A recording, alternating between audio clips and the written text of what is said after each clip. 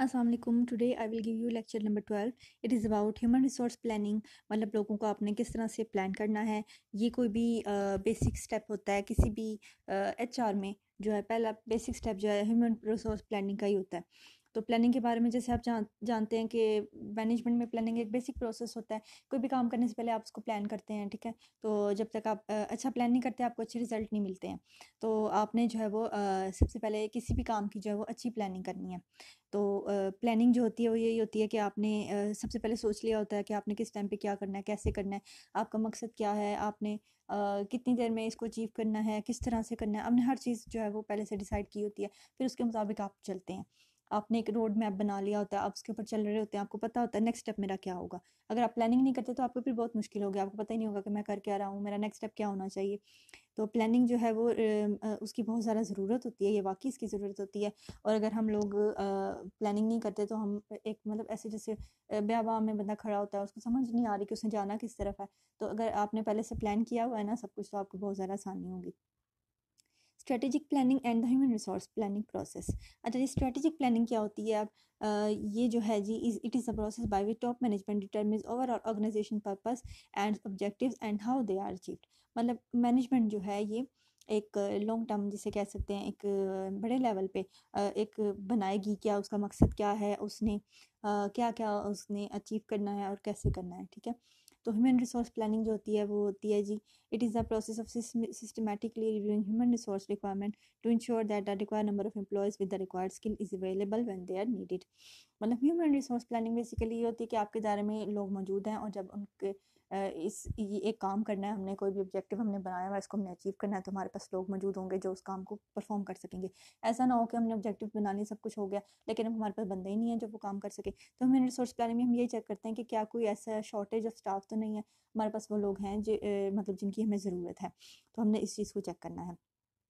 Objectives of human resource planning enable organization to anticipate their future HR needs to identify practices that will help them meet those needs। मतलब हमने HR needs देखनी है कि हमें कितने लोग चाहिए और हमारी ऑर्गेनाइजेशन कितने लोगों के साथ चल सकती है, क्या कोई लोग छोड़ के तो नहीं चले गए हमारे इदारे को, और कोई सीटें खाली तो नहीं पड़ी हुई। क्या कोई ऐसा तो नहीं कि एक बंदा डबल डबल लोगों का काम कर रहा है और वो प्रेशराइज होकर वो भी छोड़ के चला जाए, तो फिर हमारी ऑर्गेनाइजेशन में तो इस तरह तो सारे बंदे चले जाएँ। इसलिए हमें ये साथ साथ चेक करना होता है कि कितने बंदे गए हैं, तो हमें कितनों की ज़रूरत है और क्या हमारा काम इतने बंदों में पूरा हो रहा है। Benefits of HR planning. अच्छा जी, एचआर प्लानिंग का क्या फ़ायदा होता है कि HR planning helps in planning job assignments, help cope with fluctuations in staffing. Different जो स्टाफ आ रहा है जा रहा है, हमें इसका पता चल जाता है। आइडेंटिफाइज रिक्रूटिंग नीड्स, हमें किन किन मतलब क्या हमें ज़रूरत है कोई नए बंदे हायर करने की।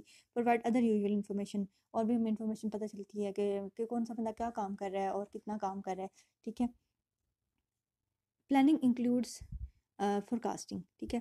प्लानिंग जब हम करते हैं तो ज़ाहिर है फोरकास्टिंग भी इसमें होती है। हम देखते हैं कि फ्यूचर में क्या होने वाला है, हम प्लान करते हैं कि हम ऐसे करेंगे वैसे करेंगे, तो हम ज़ाहिर फोरकास्ट भी कर रहे होते हैं। तो forecasting is carry out in two basic areas which are demand forecast of workforce for the organisation and supply forecast.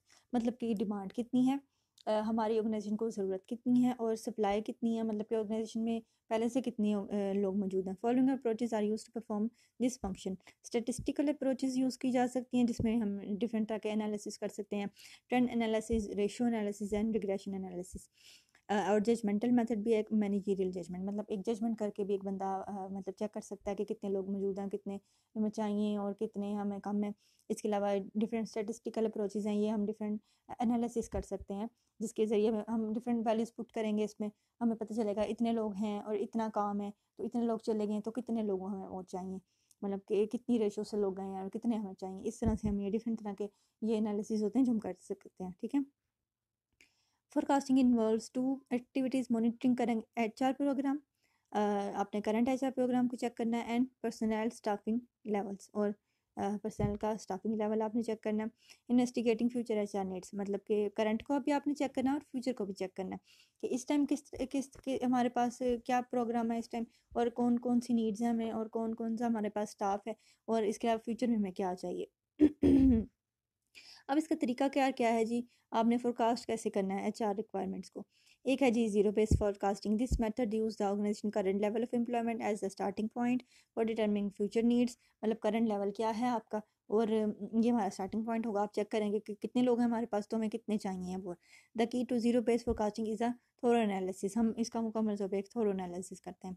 Bottom approach क्या है जी, ये each successive level of the organisation में ये जो है वो अप्रोच होती है, starting with the lowest level and forecast its employees requirement in order to ultimately provide an aggregate forecast of employment needs. मतलब हम इसमें चेक करेंगे डिफरेंट हर लेवल पे हम चेक करेंगे।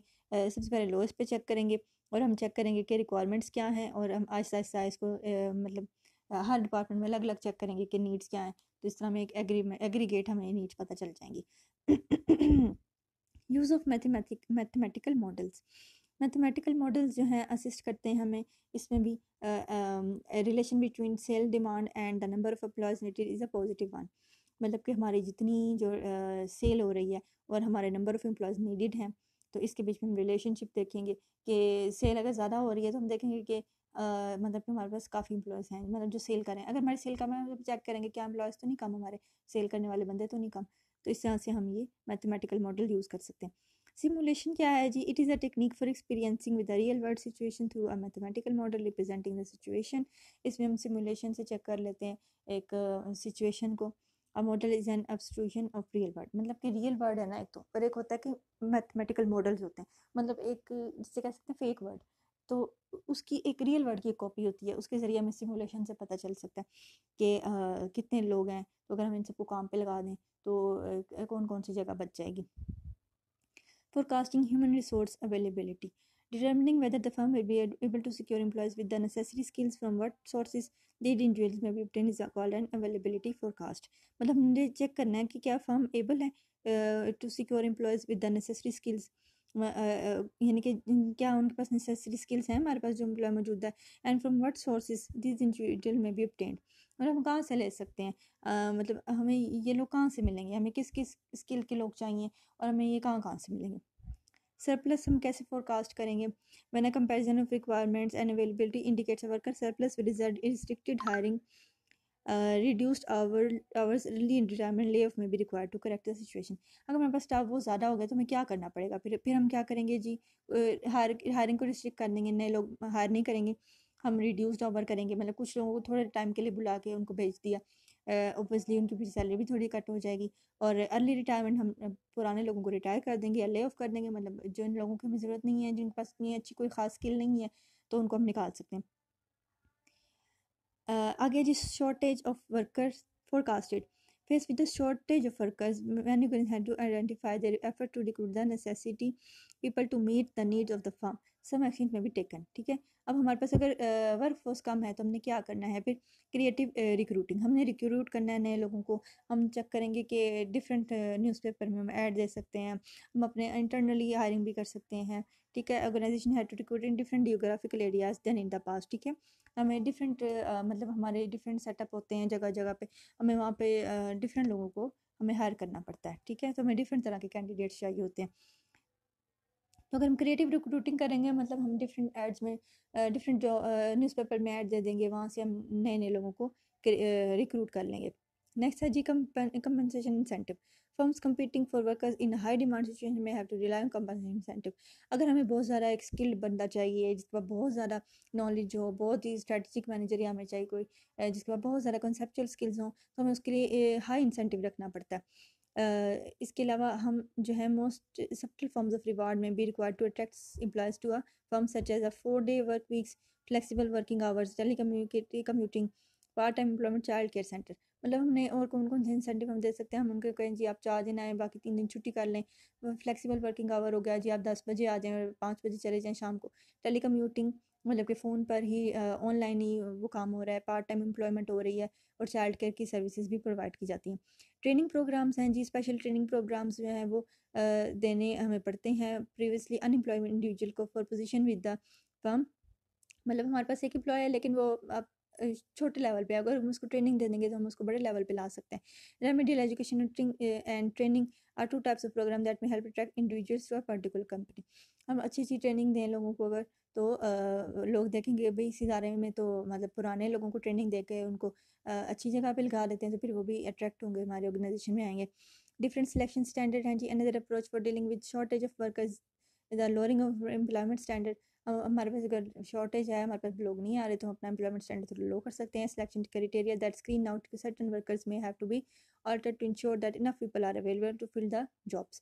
For instead desiring extensive work experience, a firm may willing to hire an unexperienced. मतलब कि अगर हमारे पास इतने कोई ख़ास बंदे रिस्पॉन्स नहीं दे रहे, हमें कम बंदे रिस्पॉन्स दे रहे हैं, तो फिर हम अपना थोड़ा सा लेवल थोड़ा कम कर लेते हैं.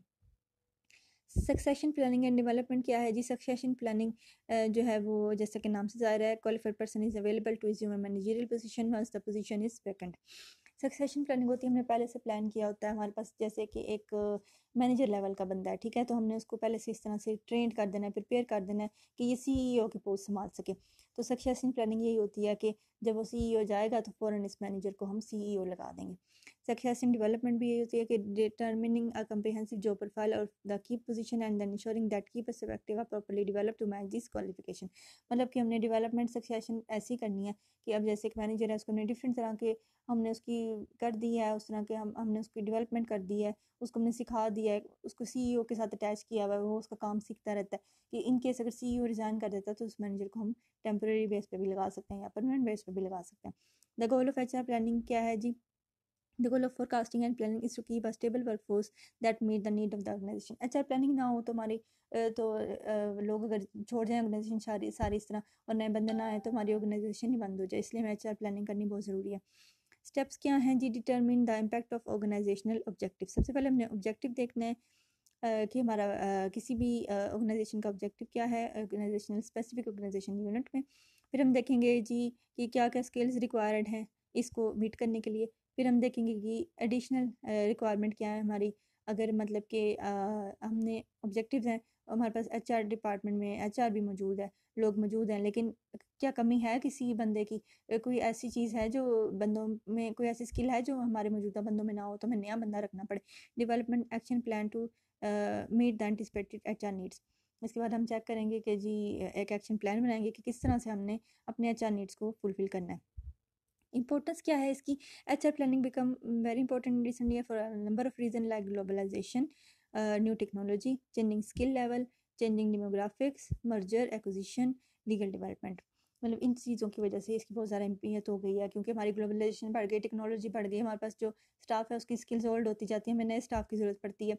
इसके अलावा जो मर्जर होते हैं, कुछ ऑर्गेनाइजेशन मिल जाती हैं, मिलकर एक नई बड़ी ऑर्गेनाइजेशन बना लेती हैं, वहाँ पर भी हमें नया स्टाफ चाहिए होता है. फिर तो इन सब चीज़ों के लिए हमें ये ज़रूरत पड़ती है. Requirement for effective HR planning. अच्छा जी, एचआर प्लानिंग क्या रिक्वायर करती है जी? HR personal understand HR planning process. लोगों को भी पता हो कि एचआर प्लानिंग ये क्या है, किस तरह से है, सारे प्रोसेस को समझें. वो टॉप मैनेजमेंट सपोर्ट करे. कम्युनिकेशन हो between HR staff and line management. The HR plan is integrated with the organisation strategic business plan. मतलब ये ज़ाहिर है स्ट्रेटजी के बारे में एचआर मैनेजर को पता होगा, तो फिर ही वो जो है ना वो ईजीली उसको एडजस्ट कर सकेगा अपने साथ. Linking HR planning practices to competitive advantage. Effective HR planning provides best option for supply of the workforce of the organization, and stated in earlier chapters, if the organization is able to have efficient effective workforce, it will have competitive advantage. यानी कि अगर HR planning के ज़रिए हम ज़्यादा अच्छा से अच्छा स्टाफ ले आते हैं तो हमें competitive advantage मिलेगा. अगर हम लोग इसके एबल नहीं हैं, अगर हम लोग अच्छा प्लानिंग नहीं करते हैं, हम स्टाफ पे तवज्जो नहीं देते, तो फिर हमारे पास तो स्टाफ जो है वो अच्छा वाला ख़त्म होता जाएगा, जाता जाएगा, और हमारी ऑर्गेनाइजेशन एक दिन खाली हो जाएगी. ये लेक्चर आपके साथ अख्ताम को पहुंचता है.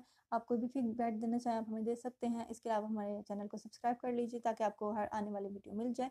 और इसके अलावा हमारे आप चैनल पर अदर एमजीटी के सब्जेक्ट से रिलेटेड जो लेक्चर्स हैं वो भी देख सकते हैं, जो कि वीडियोज़ में के फोल्डर में मौजूद होंगी. Thank you so much. अल्लाह हाफिज़.